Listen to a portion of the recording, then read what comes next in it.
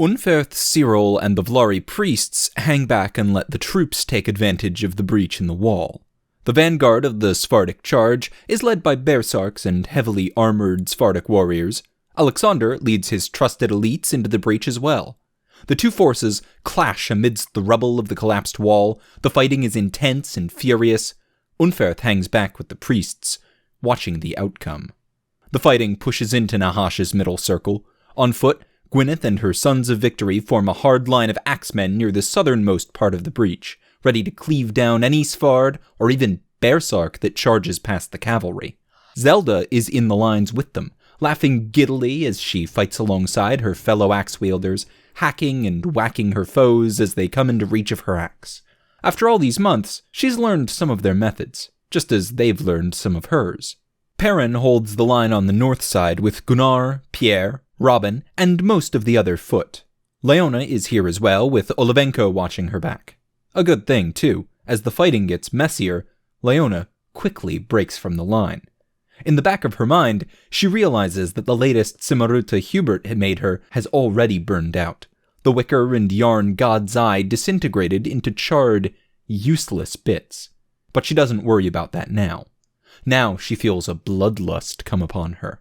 She throws herself at the Svards with a feral cry of rage, laying into them, breaking jaws with the edge of her Hopland shield, and running men through with her spear. She is quickly boxed in, Sephardic warriors pressing in on multiple sides. She takes a hammering from them. Olivenko darts into the fray, wielding a sword in his one arm. Dancing past Svards, he rams the blade into the neck of one of Leona's attackers. He shouts for Leona to fall back, but she just shoots him a wild grin. So he glances over his shoulder and calls for more support. Robin leads a charge, and by that I mean he shouts and pushes and cajoles others to lead the charge for him.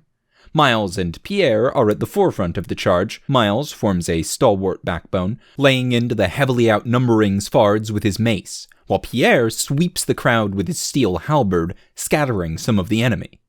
When he manages to send someone to the dirt, he flips the halberd around and slams it down on them like an executioner's axe.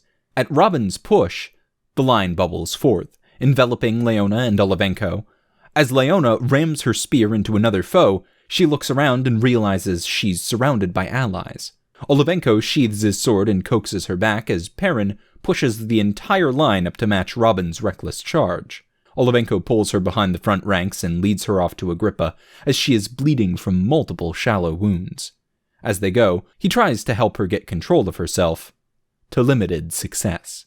Meanwhile, Alexander sits astride Dasha in the center of the fighting. Leon and Sir Gerald fight alongside him. Anatoly, Levin, Sir Evan, and Luke are all fighting from horseback nearby.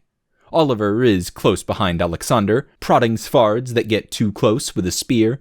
The Bersarks and Sephardic elite push hard into the breach, forming a dense and widening line of enemies inside the walls. But Steelshod and the Serpentes push just as hard against them. Through the crowd of Sfards, Alexander sees a figure weaving closer with lithe grace. Not a Bersark, a Sephardic warrior lean and tall with a cluster of javelins in hand. As he gets close, he gives a curt shout and the sea of men before him parts. The Sfard takes a short charging run towards Alexander, hurling one of the javelins from maybe 20 paces away. Jorg Spearbreaker lives up to his name. The javelin shatters as it smashes into Alexander's upper chest and shoulder. Splinters of iron and wood penetrate his armor and flesh. Shallow wounds, more for show than anything, but the force of the impact knocks the wind from Alexander, puts him off balance, and Jorg hastily throws another javelin. With less force than the first, it clatters across Alexander's breastplate, not inflicting too much damage, but knocking him from the saddle. Alexander thumps onto the ground hard, suddenly surrounded by Sephardic foot soldiers. Dasha kicks and bites at the soldiers, but they mostly ignore the warhorse and try to maneuver closer to Steelshod's commander. Leon and Gerald, the two nearest Steelshod cavalry, struggle to close the distance, but the Sfards screen against them, and their brethren begin hacking and stabbing at Alexander. Until Oliver spurs his horse forward. The young night soil collector lets out a defiant shout and charges into the Sfards in front of him. Trampling two of them beneath his warhorse, he thrusts his spear down towards Alexander. Alexander grabs the haft of the spear with his left hand, and Oliver pulls with all his might. The lad is not fully grown, but he's been shoveling shit since he was walking, and he's got surprisingly broad shoulders and biceps. He pulls Alexander to his feet and keeps pulling, giving Alexander a sizable boost as he leaps back into Dasha's saddle. He wheels his warhorse around, sword flashing, scattering the crowd of Svards that nearly tore him apart. He can spare no time to talk, but gives Oliver a grateful look. There's little doubt in his mind that the lad just saved his life, or at least saved him from grievous injury. Meanwhile, the troops on the river gate hurried into action the moment the wall went down. Felix, Kara, and Amos climb down and meet up with Prudence and Chauncey. All five of them begin setting up on rooftops inside the middle circle, taking careful shots at the Berserks and more dangerous figures they see in the thick of the fighting, or shooting at Svards that break through the line into the city streets.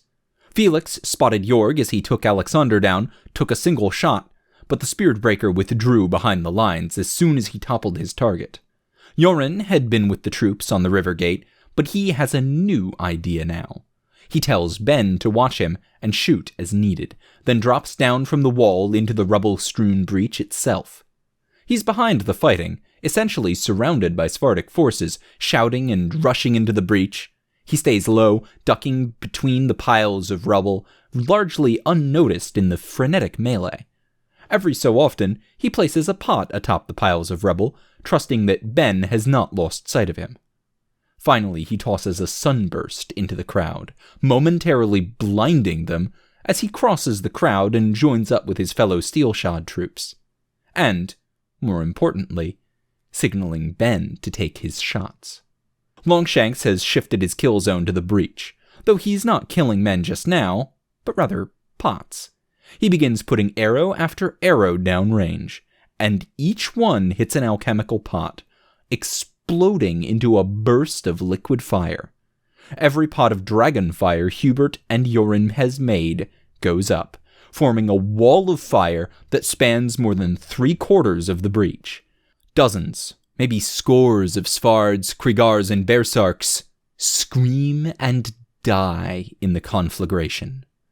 A small force of enemies had pushed far enough into Nahash that they are now trapped on the other side, with fire behind them and Steelshod in front. Perhaps 100, 2 at most. Badly outnumbered and rapidly losing morale, they fight desperately. Ignis and Jaspar have turned one of the ballista to face the breach, and they begin putting ballista fire through the opening in the wall. This serves as further deterrent to any Svards that feel brave enough to try to run through the wall of fire. Zelda has been smashing Berserk warriors to a standstill and letting them be hacked to pieces by the suns. Now, she stands tall on one of their corpses, hacking down every Svard and Kriegar that comes near. From where she fights on the battle lines, Zelda notices something surprising about her foes. She is used to killing Kriegars in this war, as most of the Kriegar clans threw their lot in with the Jarl of Jarls. But up ahead, she sees a cluster of Kriegars she recognizes. Members of the Eckhart clan, neighbors of her homeland that had always engaged in a friendly rivalry with her people. She breaks off the line with the Sons of Victory, Gwyneth and her Lieutenant Terror shouting after her. The short, stout woman crashes through the Svardic and Kriegar lines like a battering ram, sending foes flying in all directions. When she reaches the familiar faces, she stops, shouts, "Gottfried!" The Kriegar charges her, axe raised. But he slows down and looks at her in surprise. "Zelda?" he exclaims. Another Kriegar rushes in, but stops as well. The cluster of Eckharts look at her in delight. They remember her, an unstoppable force in their games of strength and battle prowess, and a hilarious failure at nearly every game of wits the clans ever played. A Svardic warrior charges in at her from a flank, heedless, and she shifts her attention away just long enough to hack off his arms. While he collapses, screaming, beside them, she turns back to her old friends. "You fight for the Middish?" asks Gottfried, surprised. "Ja, Zelda says enthusiastically. For Steelshod. They are my clan now, after the bastard Terbjornsson killed my Jarl.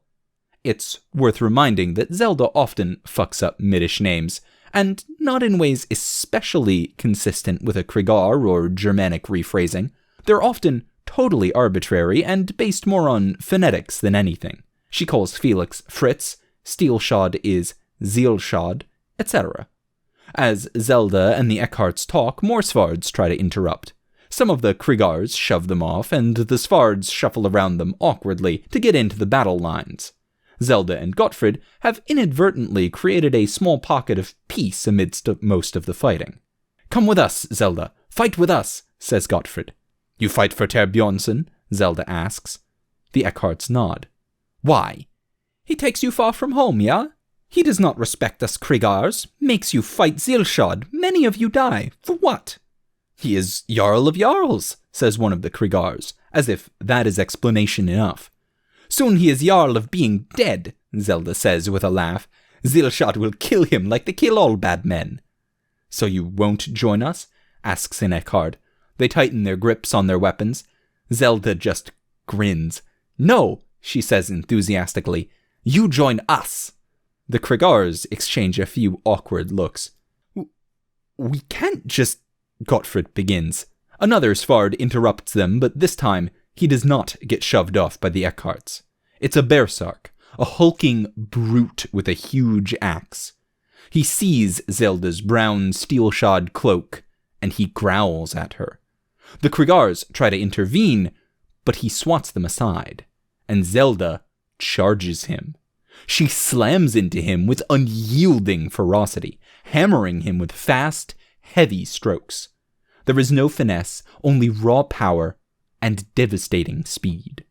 The Berserk is caught off guard by the onslaught. She forces him on the defensive, then down on one knee, and she still does not relent. Chunks fly as she rains blows down upon him. First, chips of wood from the haft of his axe, then shards of iron from his breastplate, and finally strips of flesh and gore as she cuts deeper and deeper. When the Berserk collapses, dead, she turns back to the Eckharts. They are staring at her in terrified awe. Zelda grins at them, oblivious to the streaks of blood dripping down her axe and armor. Behind her, the Sons of Victory have fought their way through the Svards, and they approach cautiously. You join us? She asks again. Killing you all would be very sad. The Eckharts nod quickly. They raise their hands placatingly to Gwyneth as she advances. Zelda happily introduces her new friends to her old ones, and suggests they all work together to slaughter more of Terbjornsson's men. When Yoren gets behind the fighting lines, Prudence finds him. She's spotted something that has her very concerned. She's pretty sure she saw a few small figures cross the wall during the fighting, and when she checked it out, she found several dead men scattered across the streets, slain by small crossbow bolts with familiar fletching. Hunters. She tracked the trail of corpses deeper into the middle circle before she returned to report to Yoren, but they both agree that if the hunters are working with the Svards, there's only one obvious target deeper in the city that's likely to be appealing to them.